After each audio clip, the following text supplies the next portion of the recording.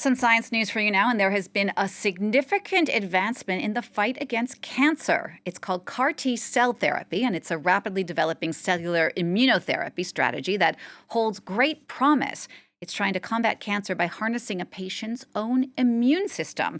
We're going to talk about all this now with Julia Seeger, who joins me on set. Julia, first of all, just break it down for us. What is immunotherapy, first of all? Well, immunotherapy is a new type of cancer treatment. As you said, it's considered to be one of the greatest breakthroughs in the last decade. It won the Nobel Prize in Medicine in 2018, and it's a targeted therapy, if you will. It's a targeted therapy, and the way it works is that so I have to explain to you how the immune system works. So the way the immune system works is that when your body is faced with a pathogen, let it be bacteria, viruses, or allergens, our bodies have several lines of defenses, right? So the first barrier is the skin, of course, and those pathogens, if they do enter the body, and maybe we can take a look at this, which explains how the immune system works, because I think you will understand better, Jeannie, if we take a look. Maybe we can bring it up, but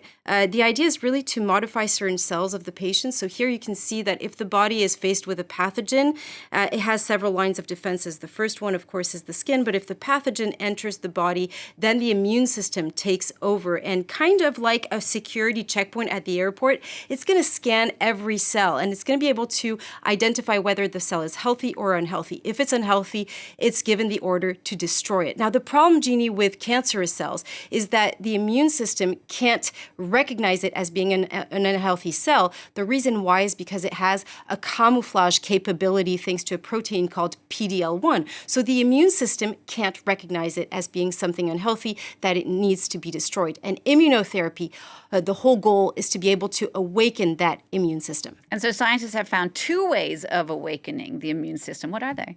Well, there are several ways, and indeed two of them. I'd like to touch on that. First, you can inject what we call monoclonal antibodies. So you've heard of it because of COVID-19. This is how Donald Trump, for instance, was one of the treatments that he received for COVID-19. The way it works is that you're going to create antibodies in the lab that are capable of recognizing the cancerous tumor, but also of binding to that tumor, and kind of like sticking a flag in it. It's going to either those antibodies are going to be able to get rid of the tumor, or it's going to induce an immunity reaction. So it's going to tell the lymphocyte T's to come and destroy that tumor. The second technique, and this is what I wanted to tell you about today, is CAR T cell therapy. It's considered a revolution. Now here you're going to take the T lymphocytes of the patient, you're going to modify it in the lab so that it's going to now have on its surface a molecule, kind of like an antenna, if you will, that's going to be able to recognize the cancerous cell and open it like a key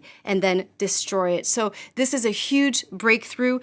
We have stunning results. It's only used, at least here in France, on two different blood cancers. The first one is it's used for adults and children alike with acute lymphoblastic leukemia, and the second cancer is diffuse large cell B lymphomas.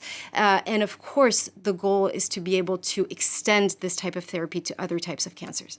Julia, thank you so much. It's great to know that there are those incredible revolutions happening, especially when it comes to something like cancer with the CAR T cell revolution. Thank you so much, Julia Seeger.